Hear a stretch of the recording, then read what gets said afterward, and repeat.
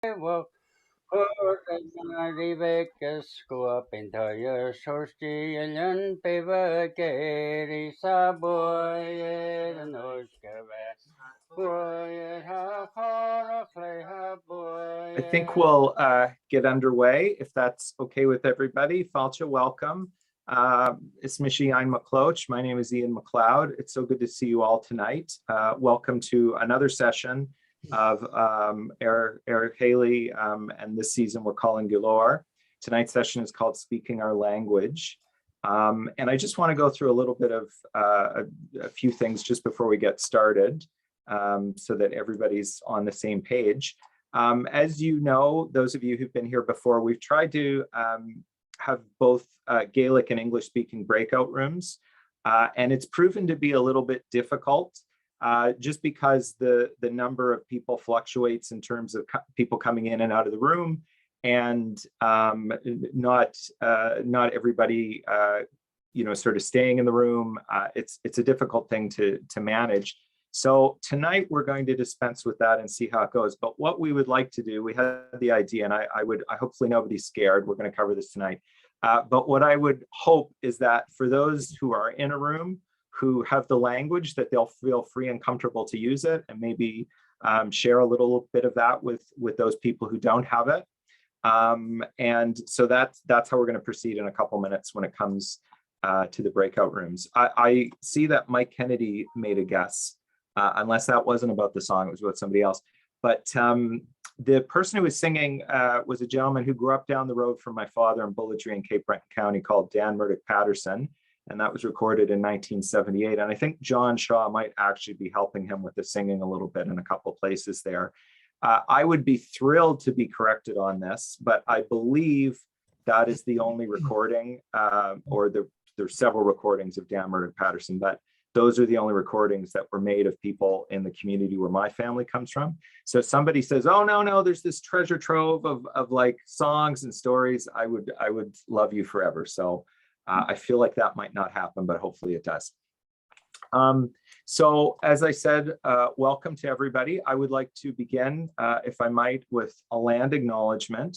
And I do land acknowledgements a lot in my work, and I always try when I say them to really think about what the words mean and take a moment to really sit with them. And I would invite all of you to do the same.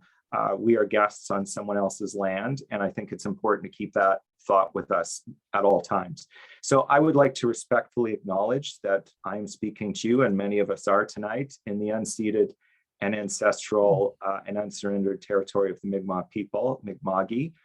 It was because of the peace and friendship treaties that were signed in the 1700s that our ancestors, the Gaels, were able to settle here beginning in 1773. So again, I think it's important to reflect on those words and what they mean, and hopefully all of us can live them and be better neighbors. So I'm going to talk a little bit about the overall sort of arc or ideas behind this season, and then we'll kind of move forward with tonight's session. So the purpose of Erhili is to create a welcoming and convivial space where we share moments and stories that speak to our connection with Gaelic language, culture, and community. Through telling and listening to stories, we shed light on the stories that we want more of in our lives and those that no longer serve us. And by sharing and listening, we collectively make meaning and imagine new possibilities for Gaelic in our lives and communities. This year, our theme focuses on the word gador, which means both enough and plenty. And we will explore this in terms of community, language, youth, and culture. I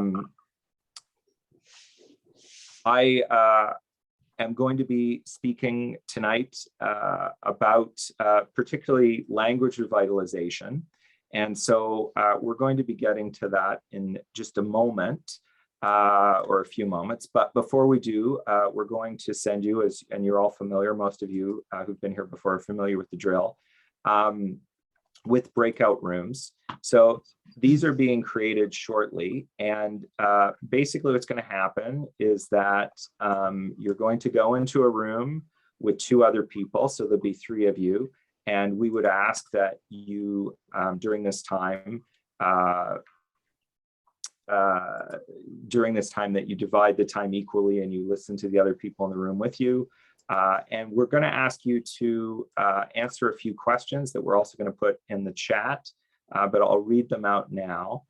So first of all, introduce yourself and where you're calling from to the other people in your room. And then the questions we'd like you to reflect on and talk about. Do you have any experience learning an additional language, and or would you like to? And secondly, what are some of the challenges doing this, and what are some of the rewards? So these are the questions we'd ask you to speak about. We're going to put you into breakout rooms shortly, and then we're going to come back, and I'm going to be having a conversation with Dr. Leanne Hinton and Bernard Cameron. So I believe that Susan and Natasha will be sending you off to those rooms shortly. Thank you very much, everybody. I think almost everybody is back. So welcome back, everyone. And I hope that that you had some good conversations and are thinking about the things we're going to be talking about in a second. I'm going to introduce my guests. We're going to start a conversation soon, but I wanted to kind of set up what we're doing tonight first. So I'm going to say a few things in Gaelic, and hopefully it'll be clear why when I'm done. And there's some, sorry. There were just a couple of people who weren't muted, but I think that's under control now. Sorry about that. So yeah, I'm going to speak for a little bit in Gaelic and sort of explain why afterwards. And so for those of you who don't understand, just bear with me. And for those of you who do, apologies. Cuyo, ismisha Iain MacLeod, agus sauna tiamor alabanua hami, rukad mi auna glasica or, hatalum antanum balabek cuyo canimi glasica or, jira glasica or, no, New Glasgow, ounce birla. Comicurlac a Cape Breton Asanel and Vora Anna Balavulan, Hook Maher and shit, Balaferin, Agus ha Balavulan Fashker Minion Hidney, no Florence, no Achicanella, Vagalic ek Ahola Shenera Shenaver Maher, Agus Hanilasamak Sulami. A silent speaker, no semi-speaker, around Mohenner. Vaisen aforak Collery a Shenaver Nurabayog, Agus Haro Bierla Ike Eacher. Agus Hashik me Gyansaka Gaelic Ansa Noikiden ak Hajak me Fata, Agus Stat me.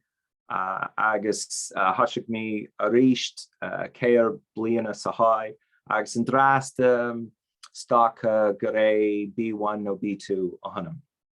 So I just wanted to speak, and I'm going to get into it a little bit more as we keep going, but I wanted to speak for a little while in Gaelic, and I practiced that a little bit, but not a lot, and I certainly didn't write anything down.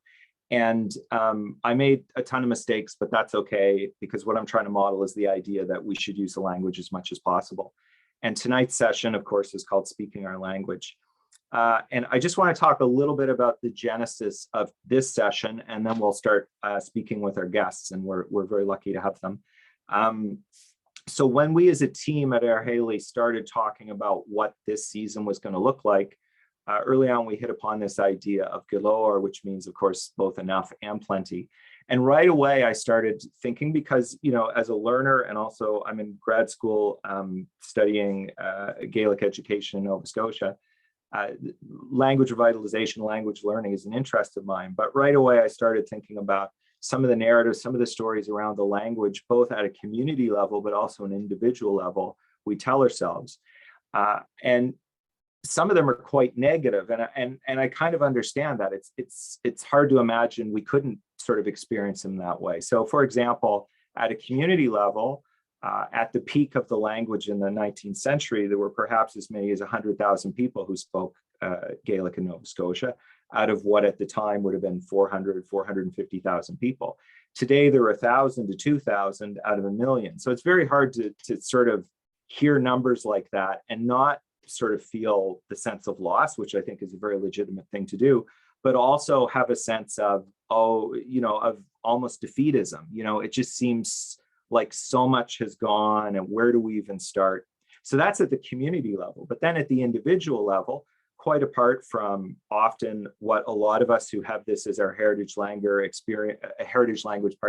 experience as guilt or shame, the other baggage associated with this language loss.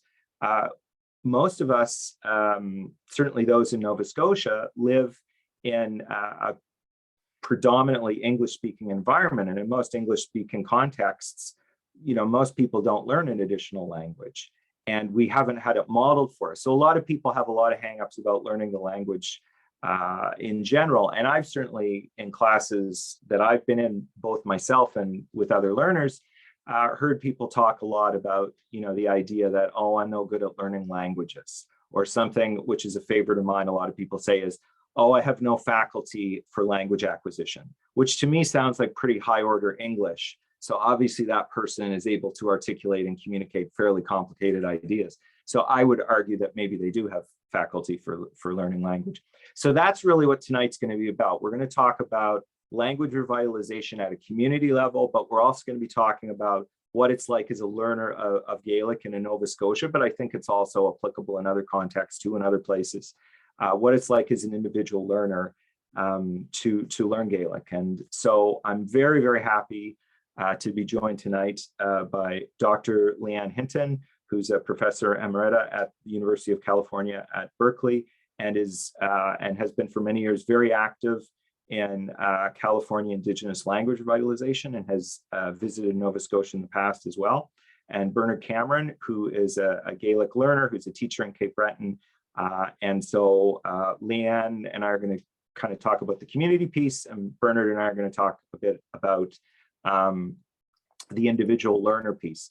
But I'm going to start by asking you each, and maybe I'll start with Leanne, just to sort of tell me and tell everyone here a little bit about yourself and your background and maybe your connection to language.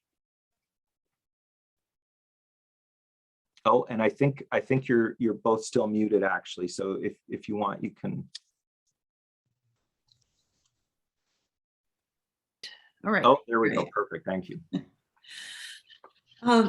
Well, I actually started out as a student working with a tribe in Arizona, the Havasupai tribe. And I was originally going to be an ethnomusicologist. That was my goal, and I was studying their songs. But I got so interested in the relationship of the songs, the relationship of the songs to the language, that I ended up as a linguist. And that was going on as I was working with the Havasupais, which I did for maybe 20 years at least. And I got involved in some practical projects with them. They wanted to develop a writing system, and I helped them with that. And I found that I was having so much more fun than anything that was just for other linguists, that I kind of followed that course. And language and bilingual education was being funded in the 70s and 80s. And so this was, even though the term language revitalization hadn't been coined yet, I always considered that the beginning of language revitalization for Native Americans and First Peoples, because the classroom had been so dominant in taking away the language, and now to have the classroom be a place where people are trying to bring back the language, it was a little ironic, but a wonderful resistance to language loss. And then when I came to California, Berkeley, I started working with California Indian groups, and we founded an organization together called the Advocates for Indigenous California Language Survival. And that's where we developed together as a group the Master Apprentice program and other programs for California Indians, which then has kind of spread out. And I've done training, and my colleagues in the Advocates have done training all over the world now for that, especially for the Master Apprentice program. Before I turn to Bernard, I'm gonna ask you a few more questions about that. I'm really interested in some of the specific revitalizations, and hopefully we'll get to talk a bit more about song too, because that's obviously that plays a big role, certainly in Gaelic language education in Nova Scotia. I'm just wondering if you could speak a little bit about a particular language revitalization, maybe what a community starting point was, what their goals were, if they were able to achieve them. Yeah, I think the Yurok tribe is a good example of a small community. I mean, we could also talk about Hawaiian, but which is a gigantic community that's had enormous success. But this small community, a tribe in Northern California, they were already in Northern California during the era of bilingual education. They had elders who were teaching the language, or they had people who became elders by the time I met them who were teaching the language in the schools. But everybody was being kind of discouraged over the fact that very few children actually grew up out of that school system being able to speak the language fluently.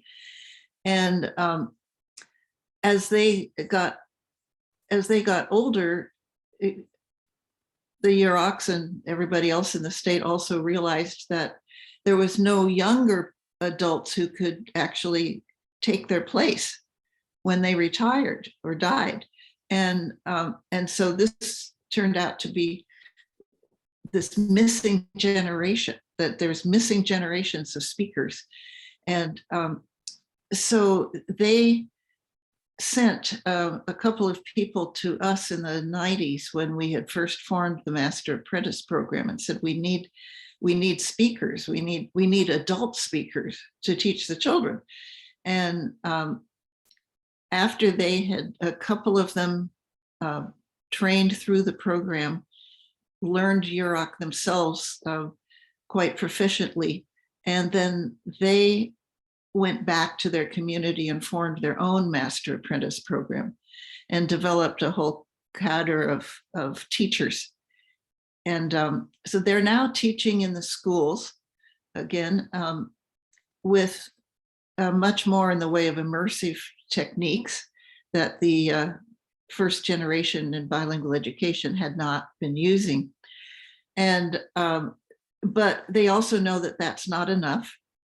And they've also formed adult groups to do community, just conversation groups. And they have also had summer camps, and they're also working on developing family language revitalization, which is something that the advocates, my group, has also been working toward, is language revitalization within the family. So that, and I think even the most successful programs such as Hawaiian have also realized that the family is really a major important site for language revitalization. And so what's happened with the Yuroks is that they've lost their last elder speakers, their traditional speakers, which has been very hard for them.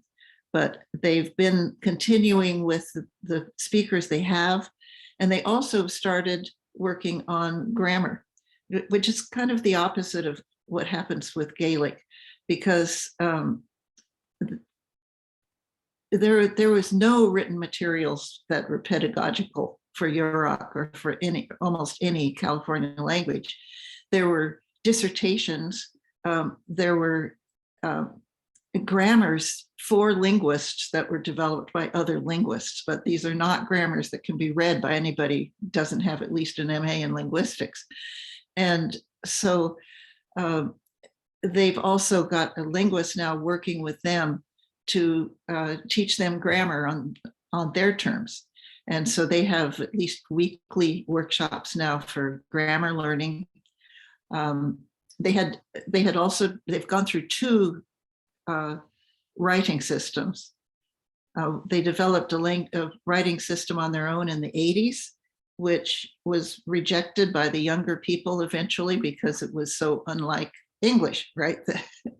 And so then they have a writing system now that at least uses English letters instead of symbols that aren't English. And they're even leaning more toward being able to read linguistic ways of writing the language, so that they can now use the information that's in the archives on their language.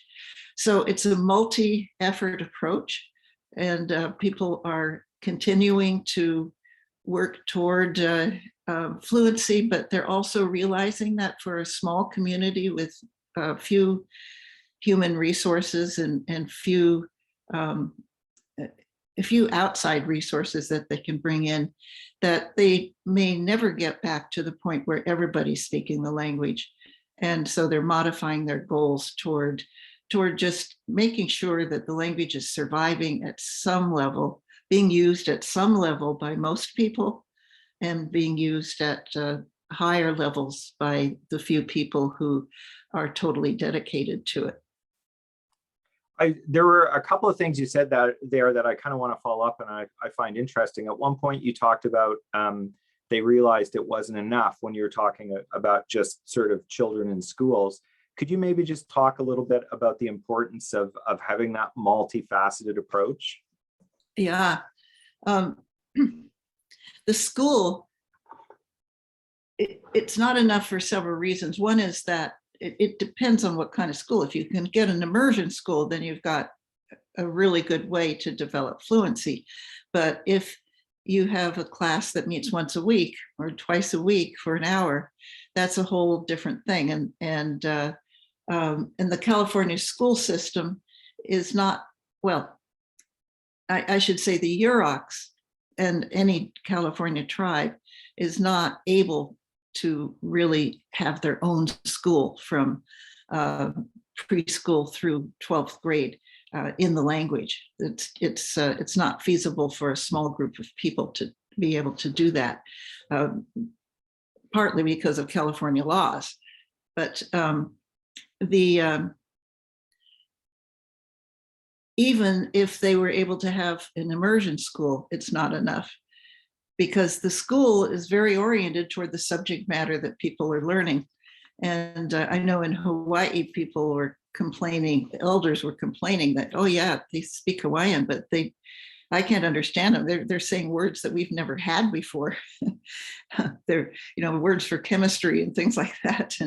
And so it's limited. And even in a successful program like Hawaii, the kids start speaking to each other in English around teenage times. Partly because these kids, when they get home from school, most of their friends are not speaking Hawaiian. Most of their friends are English speaking. And so most of the close ties that they form with their peers are not going to be speaking in Hawaiian. So they didn't learn in school how to ask people on a date or tell a person, I really love you, or something like that.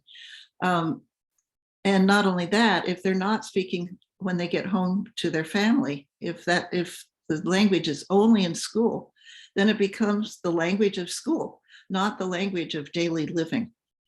And so if you want people to grow up thinking of their language as either the or a language of daily living, you have to have more venues for using the language outside of the school system. Can you think either with the Yuroks or another group of a sort of a case where that happened more than maybe with some others, where that kind of multifaceted approach really sort of started to work, and you saw that change where the kids were maybe speaking to each other not in English? Well, if you don't mind my continuing to use Hawaiian as the example. No. They have I think almost from the beginning, they gave precedence to people who were using their language at home already for their kids to go to the school. And for those that, and there's like recently they've set up preschools and even daycare units. And the daycare units are only available to people who at least one member of the family is using or actively learning the language. So they're kind of forcing the family to be a part of language revitalization. And I think all the schools, Yurok too, will send home materials with the kids and maybe assignments to try to get the kids to teach their parents the language. So and they also, in Hawaii, they also came to the realization that that because it's a minority language, you're not really going to make that the language of your daily life unless you make a decision to do so. It's not going to happen automatically. And so it's sort of at the college level, they found where people finally will make the decision one way or another as to, am I going to speak the language with my child? And if so, I have to try to do it because English is still so dominant in the society, and even native Hawaiian, or not native, but fluent Hawaiian speakers who've learned through their lifetime, they're using English at the same time and probably more hours per day than Hawaiian. And so you have to make the conscious decision rather than have it just be an automatic result of all your language learning. I want to ask you one final question before we move on to Bernard, but by the way, do you have a magic recipe for how somebody makes that decision? You don't happen to have that? I don't. It's I mean, I know parents can play a role by raising their kids to understand how important it is to speak this minority language. And at some point, it'll take or not take.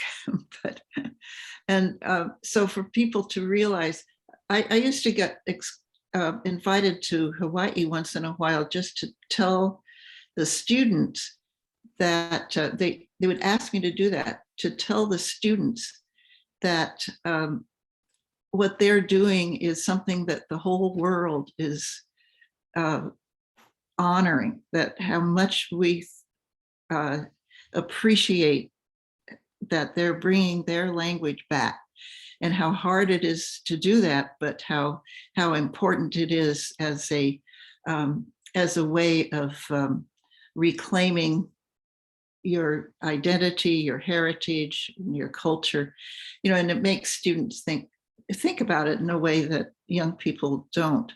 And I think that however it's instilled, if that sense of the importance of what you're doing by carrying on an endangered language, especially the language of your own heritage and your own community, then when you get to that decision point, when you're a young adult, you're more likely to make it in favor of the language. I just want to quickly, before we shift to Bernard, I just want to ask you, I know you were in Nova Scotia about a decade ago, and you ran a master apprentice training session here. I'm just wondering if you have some quick thoughts about both the similarities and maybe the differences you saw when you were here versus some of the other languages you've worked with, particularly in California. Well, the importance of music was one thing that was really big. And when I was at the workshop, people were singing all the time. They had the milling table and the milling cloth, and they were doing the milling songs, and they stayed up all night singing and dancing. And we were talking about this beforehand, and they said, yeah, that was a special weekend. But I said, oh, I thought you did it every night.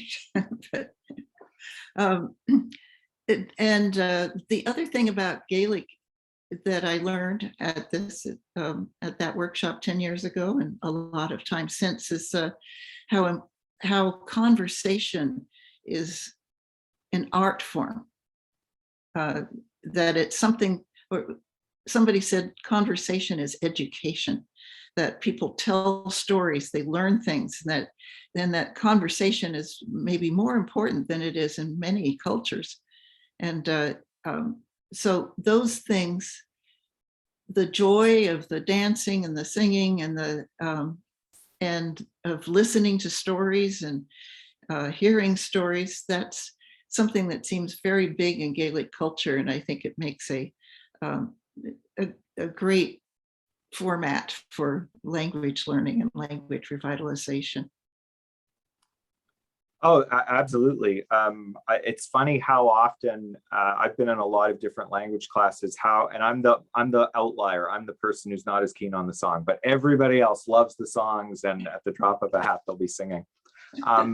I'm wondering if we can turn to Bernard now and just sort of maybe start with the same question. If you could tell us a little bit about yourself, and particularly how you became a Gaelic learner and a teacher.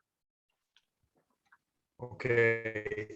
First of all, I'd like to thank Leanne for she gave me some food for thought as I was waiting for listening to what she was saying, waiting for my turn. But and I'm sure that'll come up later. And yourself, Iain, for your introduction in Gaelic, it was done quite well. I understood every word. Anyway, so I grew up, of course, in the family in Mabo here. We were a small farming, family where it was a rural area, and we grew up in an area where Gaelic was spoken a lot, in the generation before us. So I was not unique in that, there were a lot of families here whose parents spoke Gaelic. So we heard it a lot growing up. But I didn't take it when I was in school. And even though there was an opportunity when I was in high school, I still didn't take it. And so when I moved away first, it just started to dawn on me when I was living away, working in the West, like a lot of people had done. I'd go visit friends of ours from the local community, and they were older than myself. They were my mother's older friends and that. And these guys played a lot of Gaelic songs and a lot of fiddle music from home. And it started to slowly dawn on me how unique our culture was compared to what I was seeing out there, So when I did come home, I enrolled at St. FX, and not my first year, but my second year, I took Gaelic from Sister Margaret. And the nice thing about that was I'd heard a lot while I was taking the classes from her. I'd hear things in some of the passages we were listening to, or in some of the conversations that were going on in the class. I'd say, oh, I heard that before. That sounds familiar. And without even knowing, maybe in some ways I was partially immersed in it when I was growing up, not even thinking that I was, because I heard enough of it from my parents and their friends visiting. So so automatically when I became involved with Gaelic there, it was almost like you become involved and you become associated with it, with the revitalization right away, without even knowing. I was sort of like a passive person in that. And but I did become involved in the Celtic Society, and you kind of saw some of the other things that went along with the language. And there were a lot of Cape Bretoners, a lot of people from New Glasgow, Pictou, places like that too. And a lot of them were of Gaelic descent, and a lot of them were at least partially interested in the language, even though they might not have been taking the language at the time. So anyway, when I graduated, I went away and worked for a while, and I went to Boston, all places, working for the summer there. And it was really funny. John Campbell, a local fiddler, lived down there, and I worked with him. And he ended up step dancing at a lot of concerts, that big concerts that put on. And there were a lot of Gaelic speakers there at these concerts. And so they'd come up to me and expected I knew a little bit of Gaelic. I'd speak a little bit of Gaelic to them. And so it kept spurring my interest on us, kept spurring it on a little bit. And Then when I worked again back home, I saved up my money, decided to go to Scotland.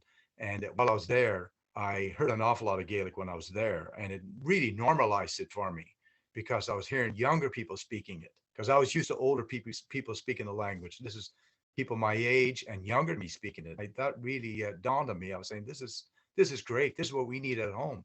So it just kind of went on from there. So I don't know if that really answered the question, but that's kind of what brought me, got me interested in Gaelic and becoming involved in the revitalization. Yeah, it absolutely answered it. And it's interesting you said that. I mean, I think in my own learning, I think that sort of moment of, oh, there are people who are younger than me that have achieved fluency, who are using the language. All of a sudden, there's this breakthrough where you see it is possible. And it was always possible. I just didn't know that. So no, I think that's a really interesting observation. And this is sort of connected to that. I assume it was when you were in Scotland, but you often hear learners talk about, not being confident enough to speak. When, in your own experience, did you feel like I have enough to start talking? Well, that's kind of difficult. I think it probably slowly happened. I realized, I think initially when I was learning Gaelic, it was learning it, through books and through grammar, that kind of thing, and realized that's not going to work. But it was when, when you were involved with kind of local people in the pub culture, and when you get back home and there were, some more young people being involved in the language and, at square dances, that kind of thing. That's what resonated more with me, was when you brought more of the culture into it in an informal setting. And a lot of these people, maybe that we were speaking with, didn't have, the Gaelic in that they, maybe they weren't ready to speak it or whatever, but maybe none of us were. But, I think if you waited for that time, it's not going to happen. The time is when you have one word, start speaking it, use that word, Have you had, because I know you've taught a lot, have you had experiences with learners who sort of are experiencing that, who maybe say, oh, my Gaelic's not good enough, or I'm not ready, or you can tell maybe even from their body language, they're holding back a bit. Could you maybe, and just speak to that a little bit, and what that experience is like, and how you kind of help people through that? Yeah, well, yeah, it's not so much maybe in the school system, but it's certainly in the home sessions that we do. I've seen that, and it's interesting. I see that maybe more from people whose parents spoke Gaelic, and they seem to have this guilt with them that they should be able to speak this clear Gaelic like their parents did. They can't quite get it. They seem to have, and that really, I'm when I hear them say I'm not ready, I can't do it, it disappoints me in a way.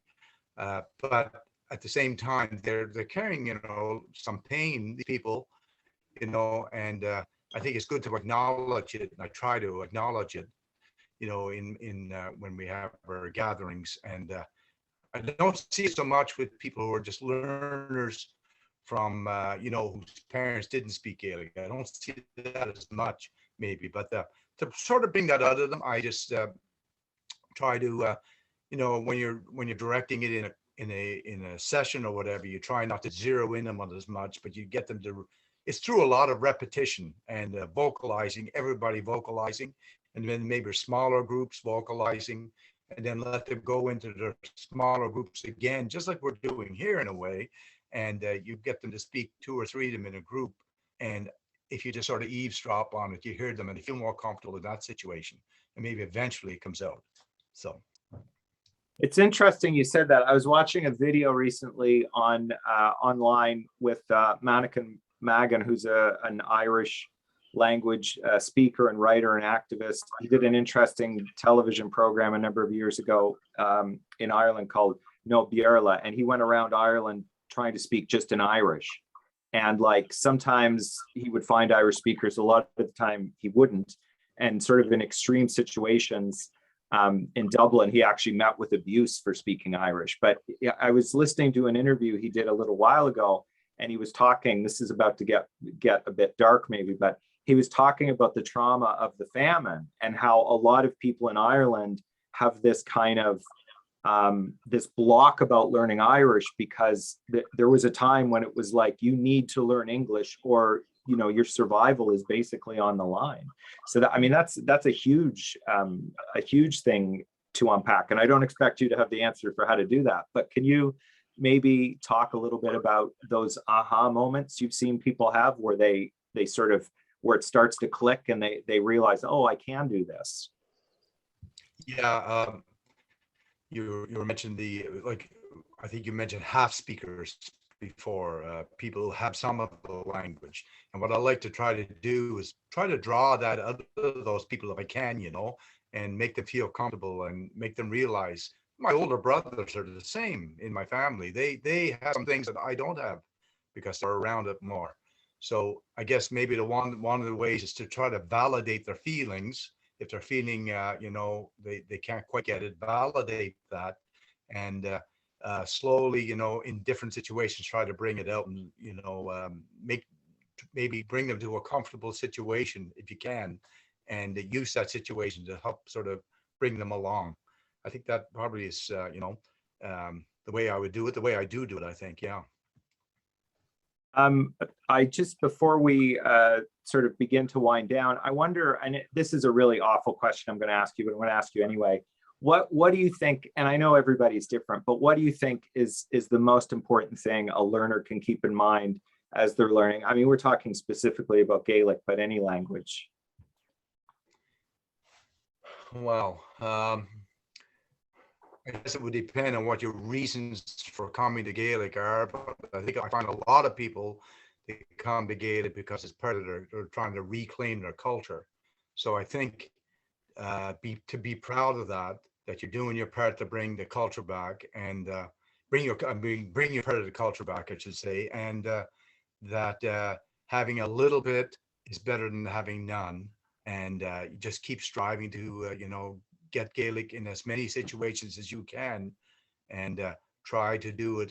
You know, not everybody has that luxury, but if you can do it in the Gaelic Bala, I like the Gaelic Bala method because you're having a lot of fun. You're cooking together, you're dancing together. Bring the fun with the language, and I think when people see the fun that goes with it, and the fun stories that go with it, and maybe if it means that you have to memorize a passage once in a while to tell a story, do that.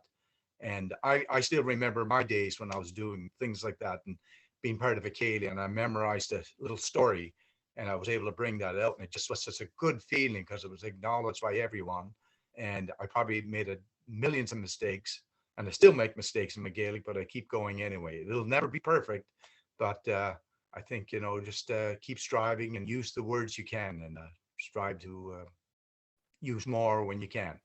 Try to speak with a speaker who's a little bit higher, you know, higher level than you if you can. Thank you so much. I think that's wonderful advice. Now I'm going to do the exact same thing. I'm going to ask you the unfair question, Leanne, about what advice would you give to a community trying to revitalize its language? Well, we would always say, look at your resources. This is true for families too, right? Look at your resources. What do you have that you can use? And especially, do you have people that you can work with, people that you can converse with, people that can teach you things? And then another piece of advice is use what you learn. That if you learned a new word today, use it every day. Even if you're otherwise speaking English, use that word when you come to that word, and teach it to everybody around you too. So, and I was also thinking when I was listening to you, Bernard, about getting over the hump of actually speaking.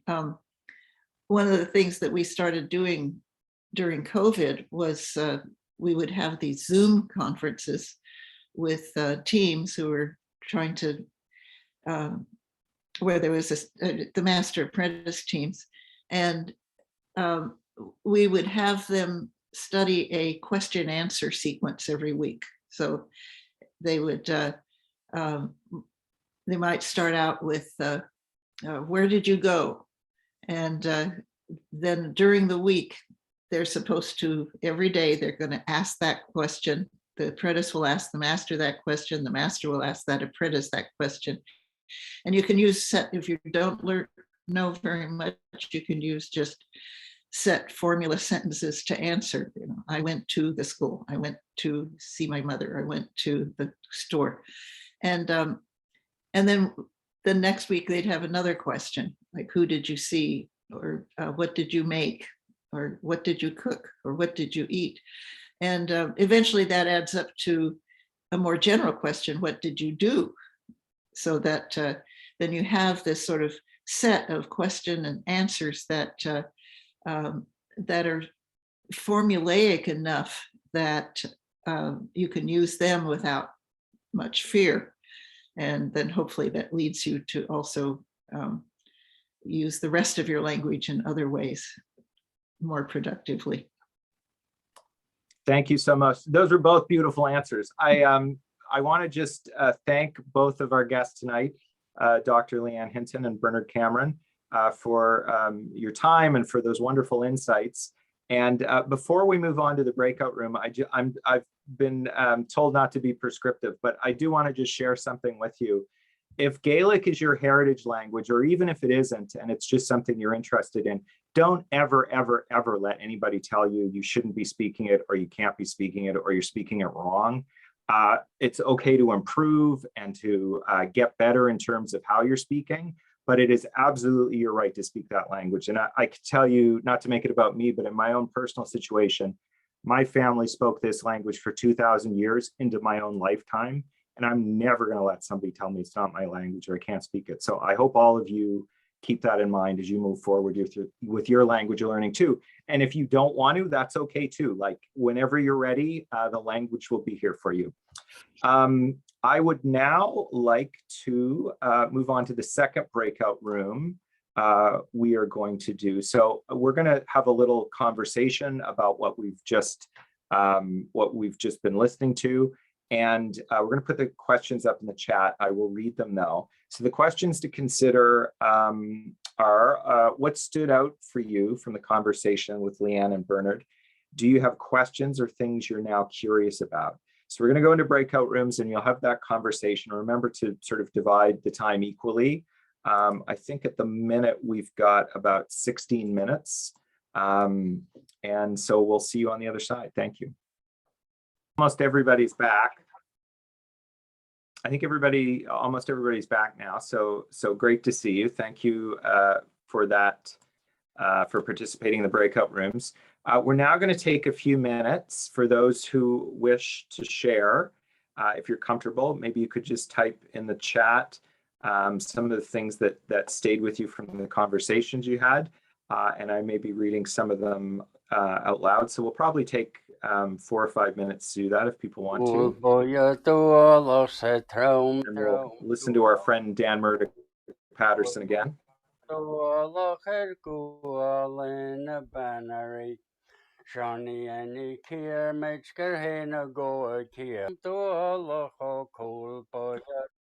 When learning a new language like Gaelic, enough equals not perfect, which I think is a good point. Learning language seems to be connected to self-confidence and self-esteem. Need to get past that.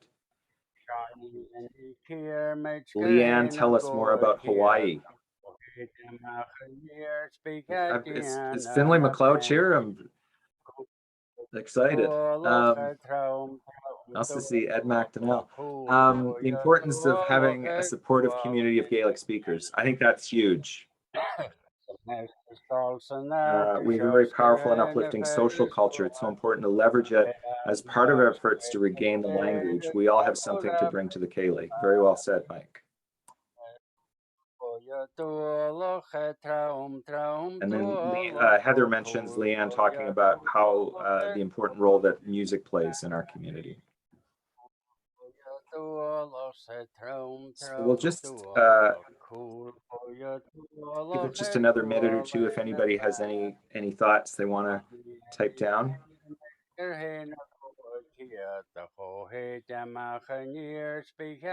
put a little more about the Hawaiian language.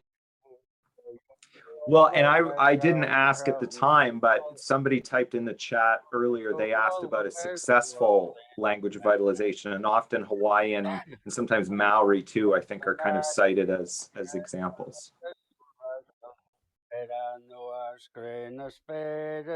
Of course, the most successful, I suppose, would be modern Hebrew.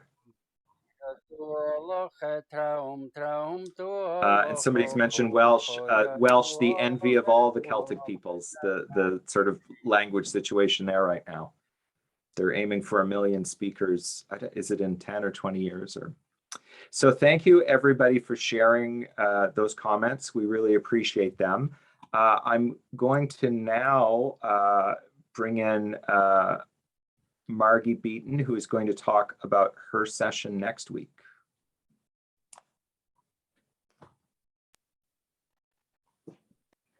Hello, Kimbada Shiv. Hi, everyone. I'm Margie, and just want to say a big kudos to you, Ian, and our special guests. Really enjoyed all proceedings tonight. Once again, another great session. So I will be carrying the honor to host next week. So if you're interested, next Friday, same time, same place. Next week's focus is going to be on our youth. And so I'm really excited. We're going to hear from our younger generation's perspective on Gaelic and all things. And we're going to cross across Nova Scotia with different young people, as well as one individual who comes from Ontario originally. So that should be an interesting perspective. And our total of guests is 6. So I'm really excited. We're going to have a lively discussion.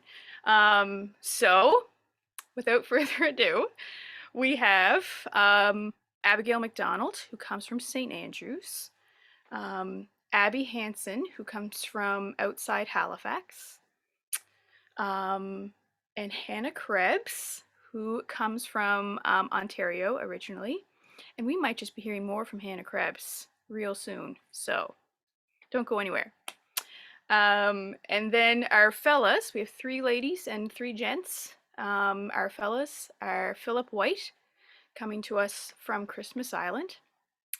Roddy McGuinness, coming to us from Glendale, as well as Alistair Cameron. Bernard's son Alistair is going to join us.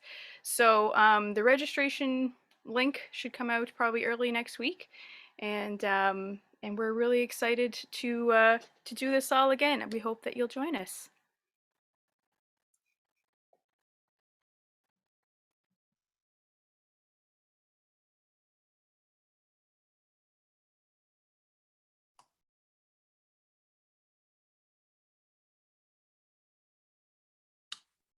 So I think if we could spotlight Hannah, I believe.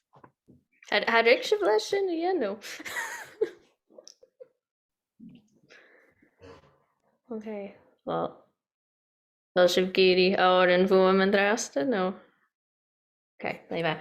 Well, dhéad áir an Becca Gael agus ha mí dul gael féad a reinnig leis a bheirt bhaire sinach of in Stanawach. So they've asked if I could sing a little song to close out the evening. So I'm going to sing this one called Níon Down a Cáta Gui, which I think refers to a set of bagpipes. And I just put the chorus in the chat there. This was made by the Myra Bird Angus MacDonald. So if you feel like joining in on the chorus, please join in. I guess he shouldn't have can shiv. Níon down a cháta gaig an Janine say a kucheru. Níon down a cháta gaig an Janine say a warut.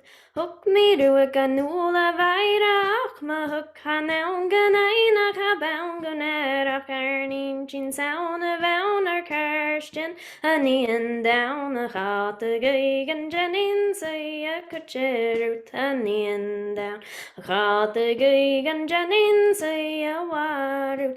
Nedanik Shin, your meister, you already ranging, Darlene, Jean Mangors, der Fedder, Hata St. Joe Newick, Scan Comshin, Suis Margale, Sunny and down. Hata Gigan Janin say a Kucheru Tanian down. Hata Gigan Janin say a water. Nedanik Shin, your meister, house of Erna Felix, Calma Carter, Swarshin, Biggest Jockus Kale, Sorbet and Garganar, Dixony and down a hot a guy, Hadn't Ganjanin, say a Kucheru, Danny and down a hot a guy, Ganjanin, say a water, Soundeka, Hain and Tartak, Riva, Beta, Connie, Dovakri, Lashkak, Shammer, Gaggy, Shaganik, Shinya, by Asani and down. Hata gay gan janin say a kucheru tanian down the hata gay janin say a water hooka kalaka gunage and my janig and jade you gay stock not a hate and kurfoglace and honey hain vistadils and the end down the hata gay gan janin say a kucheru tanian down the hata gay gan janin say a water. I guess in that go back. Thank you so much, Hannah. That was beautiful. Before we wrap up, I want to remind people to please join us next Friday at the same time, 7 o'clock Atlantic, and every Friday after that until the 18th of February. And it's helpful if you register each time because you get updates and reminders. And if there are any issues around bad weather, you can stay on top of that information. I want to thank all of you so much for coming out this evening, especially our guests, Dr. Leanne Hinton and Bernard Cameron. I want to thank Natasha and Susan for always doing such a wonderful job.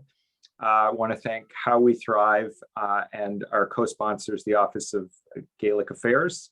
Thank you, everybody. Stay safe. And for the storm that we're about to encounter, I hope everybody gets through the weekend and does well. And we'll see you again next week. Iain MacLeod.